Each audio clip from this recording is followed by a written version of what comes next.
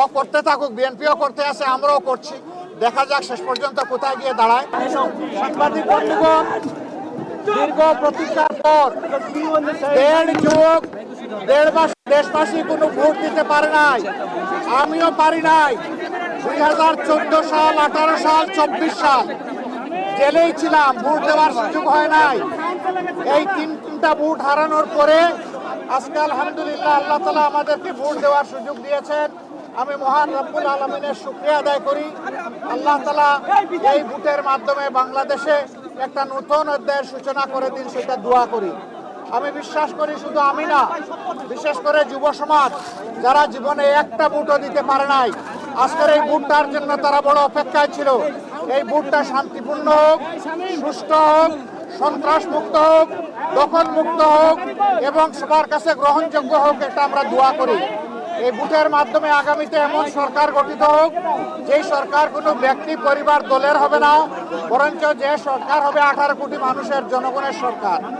আমরা সেই সরকার গঠনের ব্যাপারে আশাবাদী। আপনারা আমাদের জন্য দোয়া করবেন। আজকে এই ভোট দিয়ে আমরা এখান থেকে শুরু করলাম, পরবর্তী পর্যায়ে অন্যান্য কেন্দ্রেও যাব, একটু দেখব। আমি আপনাদের সকলের সহযোগিতা চাই। দেশ আমাদের সকলের, এই দেশটা গড়তে হবে সকলে মিলে, হাতে হাত মিলিয়ে। মিডিয়া একটা গুরুত্বপূর্ণ ভূমিকায় থাকে, এটা জানেন যে মিডিয়া সমাজের চতুর্থ স্তম্ভ। এই চতুর্থ স্তম্ভকে আমরা দেশ গড়ার কাজে আমাদের পাশে চাই। আপনারা আশা করি আমাদের জন্য দোয়া করবেন।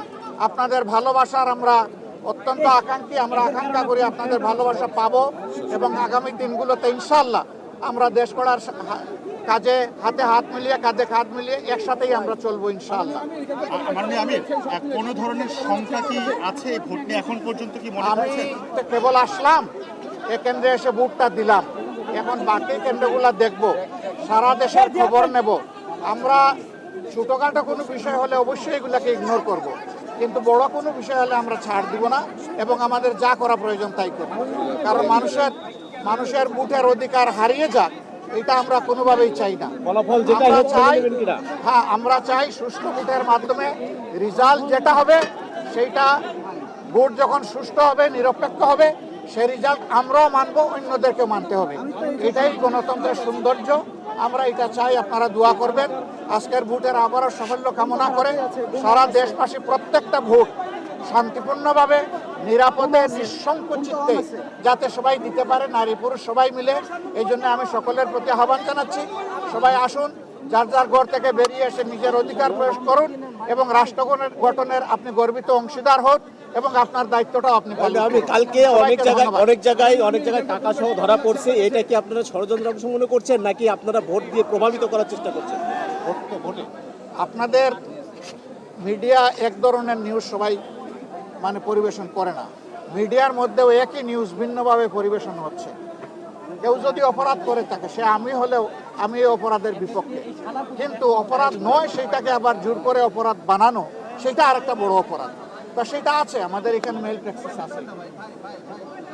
আল্লাহ হাফিজ, সবাইকে ধন্যবাদ।